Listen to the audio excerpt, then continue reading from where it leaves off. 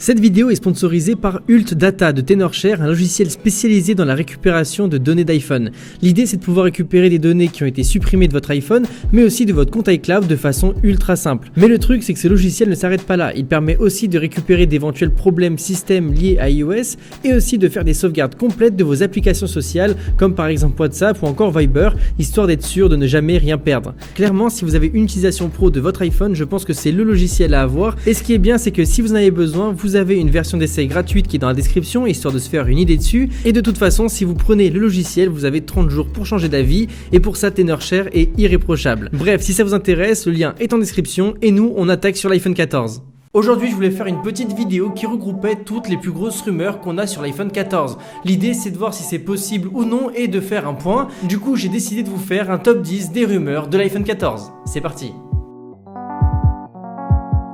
Et on va commencer tout de suite par l'encoche. Alors oui, tout ce que vous avez vu n'est pas forcément vrai. Apple va bien refaire son encoche, c'est vrai, mais elle ne va pas être refaite sur tous les modèles d'iPhone. L'encoche qu'on a actuellement sur l'iPhone 13 va se retrouver sur l'iPhone 14. Par contre, pour ce qui est des iPhone 14 Pro et des iPhone 14 Pro Max, on n'aura absolument pas cette encoche-là. On devrait avoir une nouvelle encoche en point d'exclamation qui, au premier abord, très bizarre, on va pas se le cacher, mais qui va permettre de mettre la caméra d'un côté et Face ID de l'autre, histoire d'apporter plus d'immersion et de faciliter le retour du pourcentage de la batterie qu'on aurait sur le téléphone. Parce que oui, ça serait l'une des nouveautés d'iOS 16 et du coup, il y a une petite cohérence entre les deux. Après, globalement, c'est vrai que ces dernières semaines, on a eu beaucoup de rumeurs par rapport à beaucoup de styles et de façades. Du coup, c'est encore une fois une info à prendre avec des pincettes, mais c'est quelque chose qui est vraiment plausible. On a même eu des images de prototypes qui ont l'air d'être des images officielles de chez Apple, mais bon, faut toujours faire attention. Mais si c'est le cas, Apple ferait vraiment un gros coup parce que ça serait la façon ultime pour eux de se différencier. Finalement, tout le monde peut faire une encoche comme ce qu'on a sur les iPhones normaux,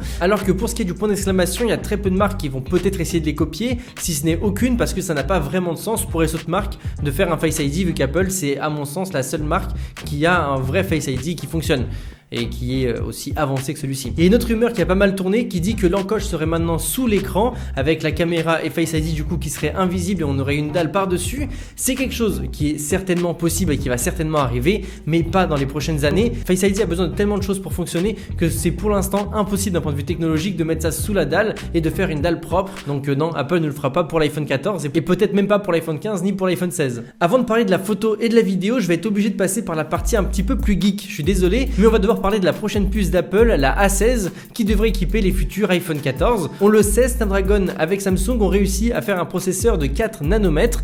Ce processeur apporte non seulement plus de puissance, mais aussi beaucoup plus d'efficience par rapport aux anciennes générations, mais il permet aussi, grâce à puissance de calcul, de filmer en 8K et d'améliorer les qualités des photos. Et bien, sachez qu'avec l'iPhone, ça va être exactement pareil. On devrait avoir un peu plus de puissance et garder les mêmes performances en termes d'autonomie. On sait qu'Apple a pris du retard cette année à cause de problèmes avec les usines parce qu'ils n'ont pas réussi à produire des puces en 4 nanomètres, du coup ils ont été obligés de rester sur les 5 nanomètres comme ce qu'on avait sur l'iPhone 12, ce qui veut dire que cette année Apple va rattraper son retard. Par rapport à l'appareil photo, on devrait avoir le capteur principal qui va transformer de 12 millions de pixels en 48 millions de pixels. Apple voudrait nous proposer ça mais en gardant la même taille de capteur, ce qui veut dire qu'on aurait le même capteur qui serait divisé en 12 parties, et je ne pense pas que ce soit une astuce marketing parce qu'Apple n'est pas du tout dans ce délire là, mais je pense que ça va être une technologie qui va permettre d'améliorer le détail dans l'image. Par contre, on va avoir l'inconvénient de base, c'est que ça ne sera pas idéal pour la vidéo, mais comme on sait qu'Apple a beaucoup d'avance au niveau de la vidéo par rapport aux concurrents, je pense qu'ils vont juste essayer de garder une qualité vidéo égale, mais par contre pour ce qui va être de la partie photo, ils ont quand même un petit peu de retard par rapport à la concurrence, notamment avec le OnePlus 10 Pro qui vient de sortir en Chine et qui est incroyable, le Galaxy Pixel 6 qui est vraiment fou, et le S22 Ultra qui va bientôt sortir et qui aussi risque de faire mal. Par contre pour les fans de vidéo, on devrait passer en 8K HDR sur ce nouvel iPhone 14, ça serait permis grâce à la nouvelle génération de processeurs comme je vous l'ai dit, et la 8K permet d'apporter encore plus de détails parce que c'est tout simplement 4 fois de la 4K, donc c'est une 4K gigantesque. Mais bon, on est tous d'accord, on va tous se demander pourquoi faire. Parce que clairement, c'est vrai qu'aujourd'hui, on commence à peine à avoir le stockage nécessaire pour de la 4K. Alors que la 4K est arrivée avec l'iPhone 6S en 2015 et à l'époque, on n'avait pas non plus énormément de stockage. Et je pense que c'est tout simplement l'histoire de la vie. En soi, c'est une bonne chose, je pense que ça montre qu'on n'arrête pas d'évoluer. Et ne vous inquiétez pas, dans 7 ans, je serai encore là en train de vous dire que l'iPhone 21 serait capable de filmer en 16K. Et d'ailleurs, d'ici là, j'aurai certainement 1 million d'abonnés. Donc si vous voulez faire partie des 100 000 premiers abonnés de ma chaîne, n'hésitez pas. C'est déjà bien d'être dans les 100 000 premiers.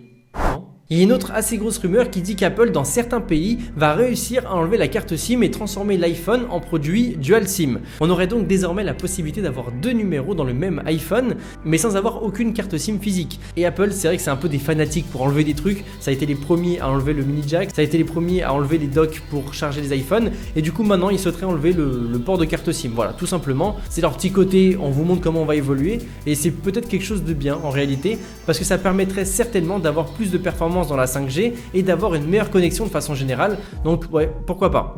Autre grosse nouveauté, l'iPhone devrait commencer directement avec 8 Go de mémoire RAM, ce qui est juste énorme parce qu'on le sait, Apple optimise énormément ses iPhones et notamment la RAM, donc ça serait quelque chose de plus que suffisant de façon générale, mais d'après certains rapports, on dit que c'est à cause de la 8K qu'Apple serait obligé d'augmenter sa RAM, donc finalement c'est vrai que ça fait augmenter tout ce qu'il y a sur l'iPhone, donc c'est pas plus mal. Par rapport au stockage, il devrait également avoir une grosse nouveauté sur cet iPhone, on devrait avoir le premier iPhone avec 2000 Go, donc 2 Tera, la version 1 Tera est arrivée à peine cette année, et c'était certainement pour les personnes qui adorent filmer avec leur iPhone parce que c'est vrai que de la 4K normale avec de l'iPhone, on est sur du 6 Go par minute, ce qui veut dire qu'à chaque minute, on remplit un iPhone 3GS de l'époque. C'est juste énorme. Et du coup, comme la 8K est encore plus lourde, le 2000 Go serait limite nécessaire. Voilà, c'est dans l'idée, c'est censé être comme ça.